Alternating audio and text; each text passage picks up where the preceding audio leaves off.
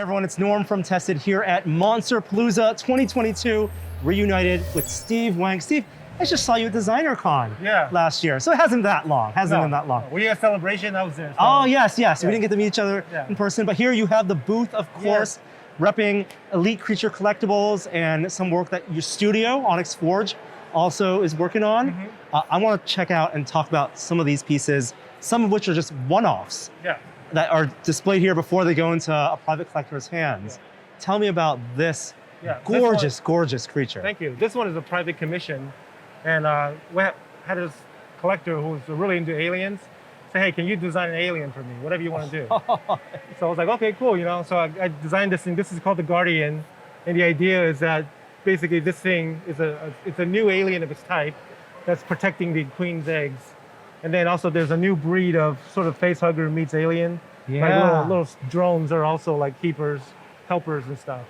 And because of the pandemic, I kind of added little details of like the little protein spikes. Oh, I see that. Which will read very well with the kind of the geek design. It'd be kind of interesting to do something like that. So when I added it, I thought, oh, I really love how that looks. So he's got it everywhere as part of that. But yeah, this is just a one-off piece. We made one for the collector. And it's been so much fun to do. When you work on something, what is the design process, I guess? Oh, actually, I did one like main design of just the whole presentation. That was kind of semi-rough. And then once he approved it, then I went back in and I did some like 20, 30 drawings of sections, hands, arms, head, whatever, like studies of it. And then the artist that sculpted this for me was Monique Kazemiya. She's based in Paris, and she's one of my main sculptors, digital. She's done a lot of work for me in the past. So she sculpted this. We worked together on it for about 10 weeks. It was pretty intense. And then after she's done with it and everything's approved, then she sends me a model, I'll pose it, send it back to her. She'll then redo it on the actual thing and pose it. Then we'd send it to print. So it was quite a complicated, laborious process. This is an actual 3D print. Yeah, there's no molds of this thing. It's literally a one-off.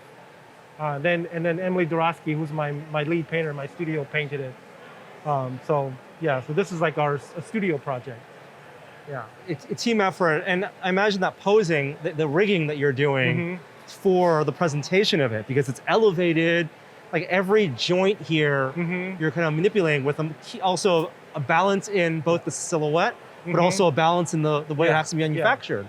Right? So that's the fun part for me, because part of making my kits and telling stories with characters and stuff is also it's all the pose, the balance. everything has sort of its own thing. So when you do it right, it feels very graceful. It feels like it's very. I love the legs, just the ankles crossing a little bit, just like that. The arms out. There's a relaxed but also tense part of it. And even now that I'm noticing from the side, like even the side silhouette, the cavity in the middle here, I didn't see beforehand. Wow. It kind of works around. It's almost like this chest armored piece. Yeah, I wanted to give him a very commanding presence, very much like he's a guardian. So when you first see it, you realize he's guarding something, And that it tells a little story. Wow, you said it's months of work from concept to design to print. Yeah, because this was more like a side project, and luckily the client was very patient. Because I think from the time we started to the time we finished, it's been about a year. Because in between, we've had all these big projects come to the studio. Right. So we had to stop and do all these. We did this Miami Bowl for the city of Miami. It's like a 16-foot long robotic looking. Yes, I've seen posts on Instagram about that. So we had to stop and do that, and we did an Amazon TV show called I Am a Virgo, the Boots Riley show. So we had to stop and do that as well. And then once we got unbusy, jump back on this full blast, So. Well, that's kind of the vibe of Monsterpalooza, right? Like they're passion projects from the same artists that are working full time on production shows, or big convention pieces. You've done, for Blizzard, the big life size, big incredible characters, out of the video games. But also at the same time, merchandise like statues that people can put in their homes they can as buy. well. Can you walk me through some of your favorite sculpts in the show here? Yeah, this is a new piece that I actually sculpted this before the pandemic. And once the pandemic hit and everything stopped, I kind of forgot about him. He was molded, just sat upstairs in the storage. And then when Elliot announced he was doing Monsterpalooza again, I thought, oh crap, I gotta get this done. So in the last few weeks, finished this guy here. He's called a Scorpion. Basically, he's a demon from hell. And I always loved the insect themes and all that kind of stuff. So this is one piece that I had a lot of fun making. You can see. Oh yeah, the spikes. Also, yeah, the spikes. Yeah. So everything's very reminiscent of an insect. Yeah. And you know, it's a chance for me to play because I don't get to make monsters for movies all that much anymore. Mostly what I do now is like specialty costumes, or we do these big statue projects for all kinds of industries, you know. Mm-hmm. So and I love doing that stuff too. But monsters is rare now, which is so odd because I used to be the monster guy. Yes, yes. Well, I still see that your aesthetic in here with the shoulders and like, you know, the elongated forms. Yeah. Yeah. So it was fun to be able to, you know, jump back to monsters. This thing was, I literally conceived of this a few weeks ago. I had an idea of a series called the Unkillables. And the idea is playing on classic themes, you know, any kind of themes. But the idea is whatever it is, you can't kill it. So this guy's a vampire regenerating. He's been staked through the heart so many times until you realize he has no heart. So the only way they can contain him as he's regenerating is they put all the stuff in him to try to basically lock him down, leave a sign for the next person, get the hell away before he comes back. So this one was all done. I sculpted this in ZBrush. It was all printed, and this is actual print that we painted. So wow. Yeah, so this is kind of really fun. You know, like his blood's basically not blood anymore. It's something else that's got movement, and it's like regenerating.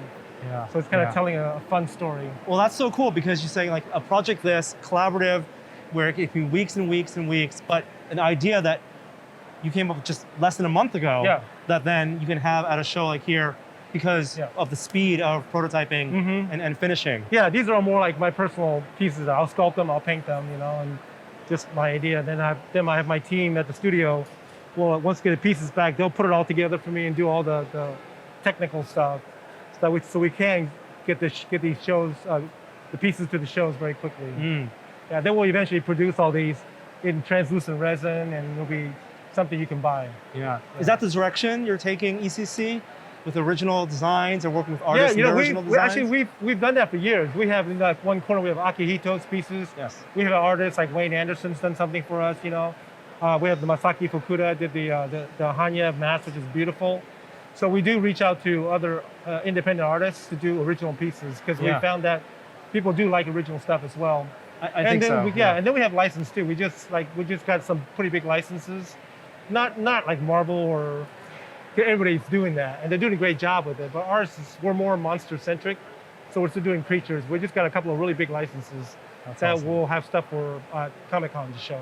Oh, well, can't wait to see you at Comic-Con. You guys always bring some great stuff. You know, stuff from Guillermo's films, some of the old Rick Baker designs, like versions of those that people can have. Like, I'm trying to get Rick Baker to do something for us. Oh, he's doing a lot of digital work, a lot of 3D printing. Yeah, no, he's great. He's been an inspiration of mine since I was a kid. So.